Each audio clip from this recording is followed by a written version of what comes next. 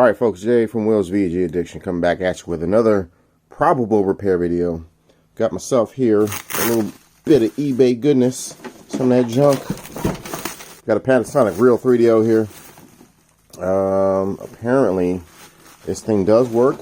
However, the audio is really quiet, and when it warms up, it goes back to normal. Alright, so the assumption here is that it's a capacitor issue. We're going to load it up and test it out and see what happens, and then we're going to go from there. So if it's cap issue, no problem. If it's something else, it'll be a fun little dive into a Panasonic 3DO. I've owned many of these in the past. I think the first one that I ever got was like 2015. And I probably owned like 12 plus, maybe even more than that since then. But I mean, they're all from Japan. So I actually got a couple sitting there. There's a Panasonic FZ1, FZ10. I got some in a box somewhere. But no stranger to these, but I don't normally do repairs on them. I'd say like I've only repaired one, and it was I think it was a motor issue or something, if I remember correctly, which I don't. So enough rambling. Let's get to testing. All right, folks, we're back. We got the system set up. We got the TV on. Sound is turned up to 100. We're going to use Street Fighter 2, Super Street Fighter 2 Turbo. I paid 59 and change for this, so let's call it 60 bucks. It's kind of a departure for me because I'm used to buying these working in Japan with a controller and AV cord for 60 bucks, or even 50 really, but it's so hard to get used to buying stuff in America again. Everybody wants top dollar for their garbage, and I mean it's fucking garbage.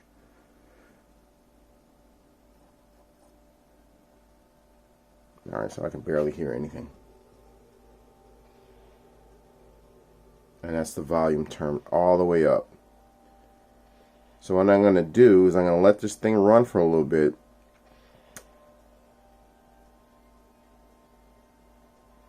Actually, it does sound like it's getting a little bit louder.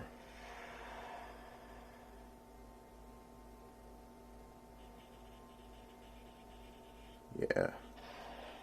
I'm going to let this thing run for a few minutes and see if the audio goes to normal. And then after that, we'll pop it open, look at the caps, do some recapping, which is probably going to be necessary, and go from there.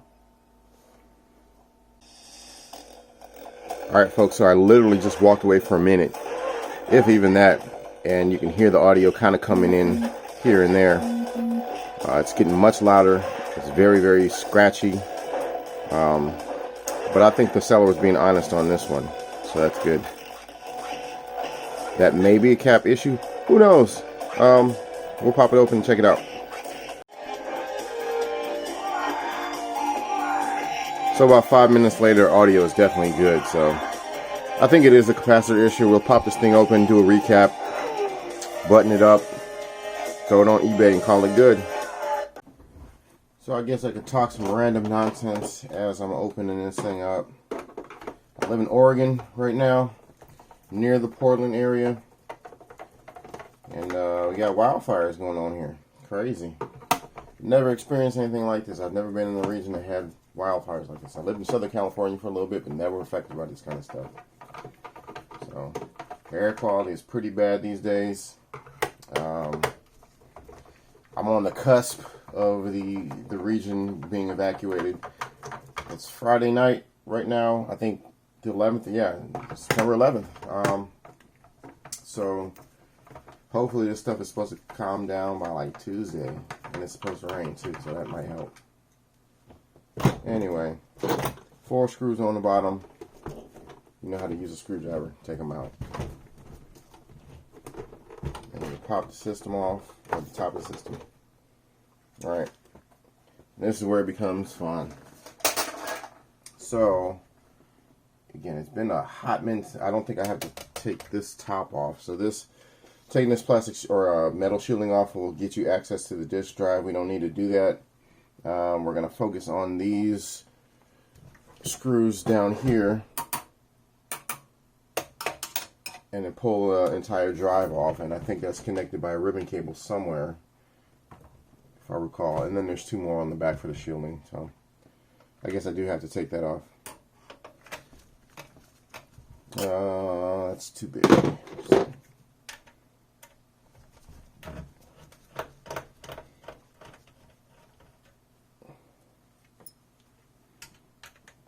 been at least a year since I've taken one of these apart.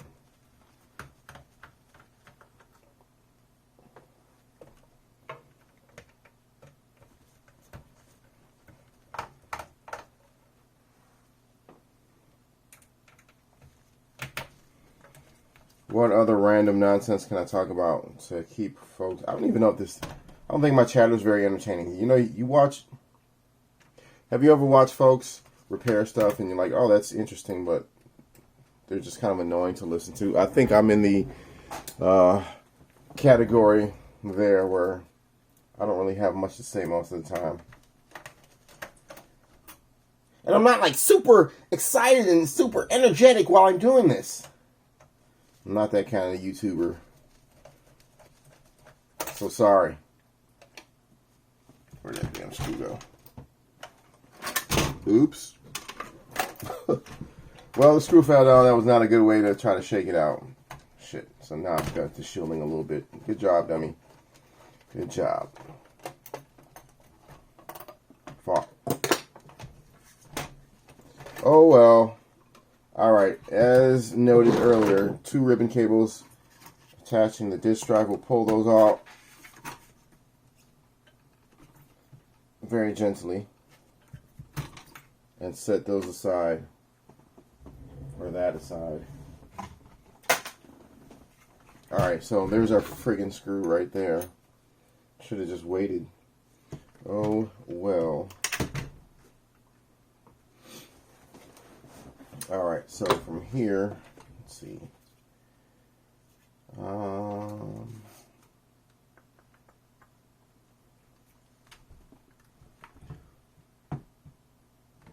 Actually, I don't believe I've taken one or completely torn one down before. Only I had to access the disk drive in the past, but cool.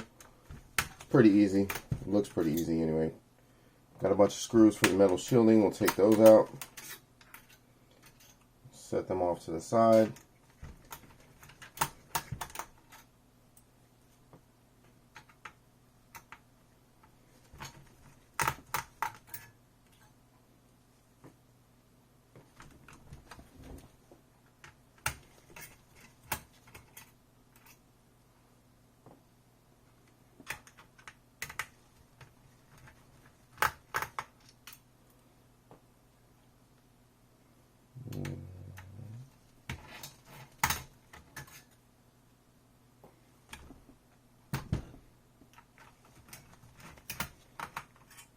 More than likely I'll skip through this because it doesn't matter and it's not interesting. Everybody knows how to use a screwdriver, hopefully. So I don't see anything of value in this portion of the video. Alright, so that metal shielding is off. And we have access to our board. And I guess we can take a closer look, closer gander here. So all of that I just recorded was probably upside down, so I'm going to record again. I had noted that I was interested in the way this power button works. It's a plastic thing with a long shaft, and the power button is actually way down here, so when you push it in, it pushes that way down there. I always thought that was interesting. So we got a massive capacitor there. Try to stay away from that one. We've got our fuse down there, our voltage input here. There's quite a few capacitors on there, some chips, blah, blah, blah, standard stuff. Got a battery there, which may have been replaced. No, I'm an idiot. I wonder if that still works, or if it's even rechargeable like the Dreamcast.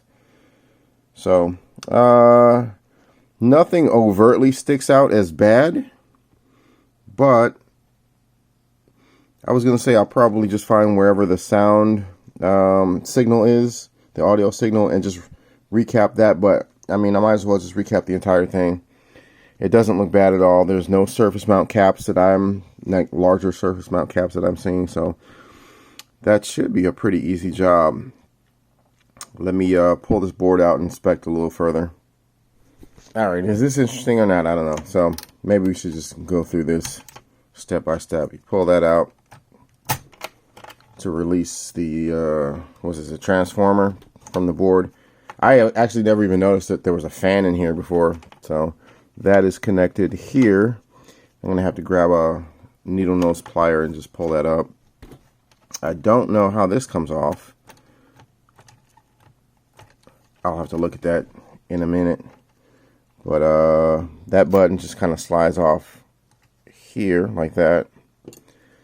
This plastic piece here pops in. There's a couple little clamps you gotta tilt to the side, which I can't do with one hand. There's a ribbon cable there. And now let's go ahead and set this thing back to where it was. Alright, so camera is set up. Let's go ahead and finish taking this fucking thing apart. Alright, where were we at? So, pliers. Pull this up. Try not to damage it. Actually, that makes it way easier. So that can stay in there. So it doesn't get lost.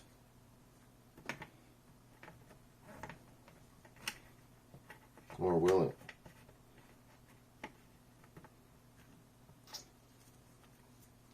I completely screw that up. I don't know.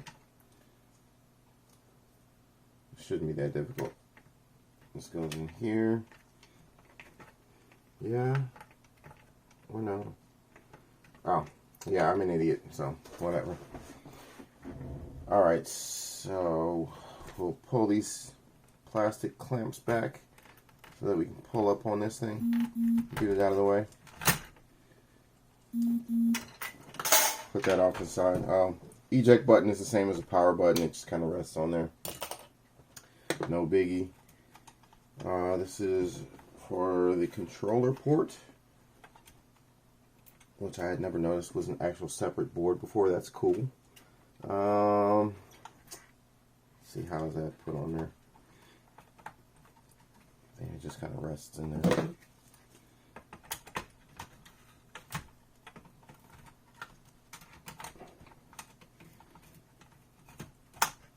Well, fuck it.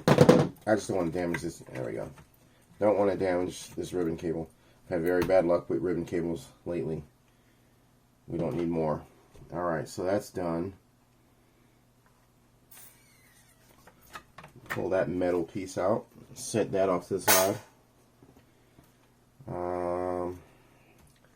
While that's doing that, I'll turn on my desoldering gun. Get this thing prepped.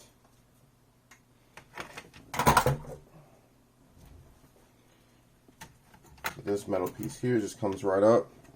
Put that off to the side. Let's see. Alright, now we have access to pull this fucker out.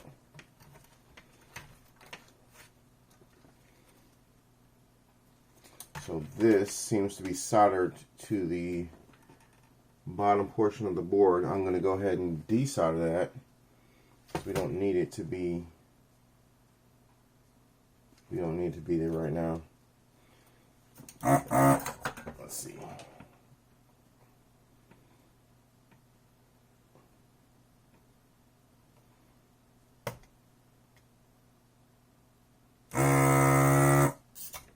So that comes right out. Easy day. Make sure I don't forget where that goes. Alright. So let's get this fucking casing out of the way. And focus on what we got here. Hopefully I have all these caps available to me right now. I don't know that I do.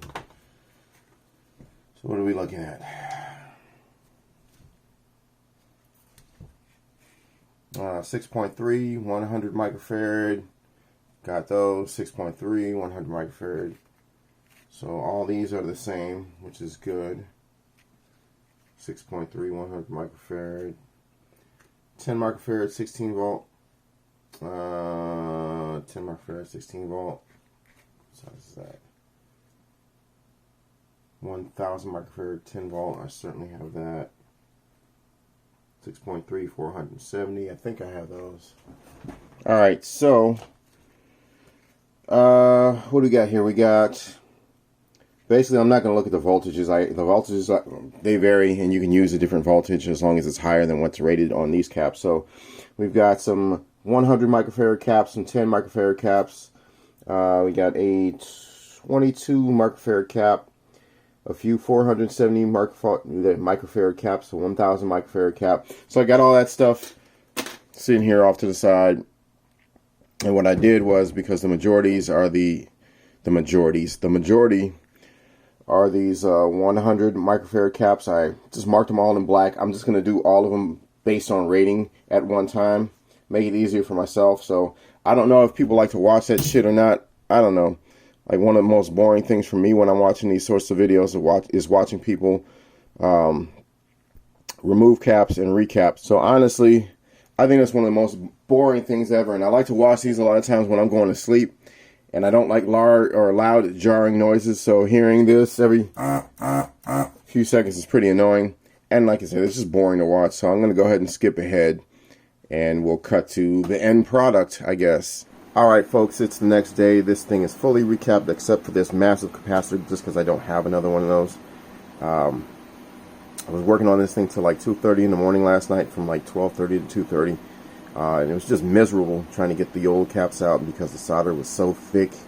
It was really gumming up the holes, and even using flux and adding unleaded solder on it. Still a pain in the ass to get the stuff out, so it took a lot longer than I had expected it to. But it's done. This is put back together just enough to test it out. So we're going to see if this works, and hopefully it doesn't blow up in my face. So let's power it on. Well, it might be a good idea to actually plug it in first. So let's do that. Now you see the gamut of wires here. So plugged in, turn on. That's a good sign. I'm always unsure of myself, to be honest with you, when recapping, because I hate recapping. Let's be completely honest. I hate recapping stuff. It's annoying, frustrating. It's just tedious. And I usually work on turbo duos and PC engine duos, and those things are just fucking awful to work on. I hate them. So we're spinning, we're spinning, we're spinning. See how the sound is.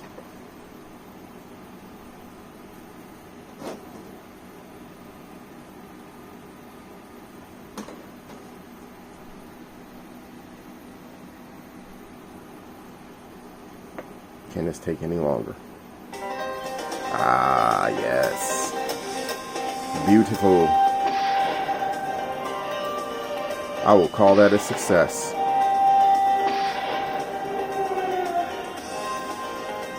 So I guess that'll wrap up this video. Pretty short and sweet, I guess, and to the point. I'm gonna let this run for maybe a couple hours or so, and just make sure that there's no other issues going on with it. Test the control ports and all that good stuff before I move this on, but seems like it's good. Thanks for watching, y'all. Catch you later. Game over.